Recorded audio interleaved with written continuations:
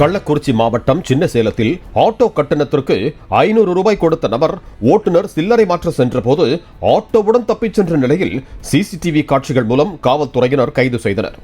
சின்னசேலம் அருகே உள்ள நயினார்பாளையத்தில் ஆட்டோவை திருடிய நபர் சங்கராபுரத்திற்கு கொண்டு சென்றார். அங்கு வைத்து இரவோடு இரவாக ஆட்டோவில் ஒட்டப்பட்டிருந்த ஸ்டிக்கர்களை மாற்றியதாகவும், குறிப்பாக DMK என இருந்த ஸ்டிக்கரை TBK என மாற்றியதாகவும் கூறப்படுகிறது. பெரிய மாலை ஒன்றை வாங்கி போட்டு ஆட்டோவிற்கு பூஜையும் செய்திருக்கிறார். ஸ்டிக்கரை மாற்றிய நபர் நம்பர் பிளேட்டை மாற்றாத நிலையில் ஆட்டோ திருடப்பட்டதை காவல்துறையினர் எளிதில் உறுதி செய்து கைது செய்தனர்.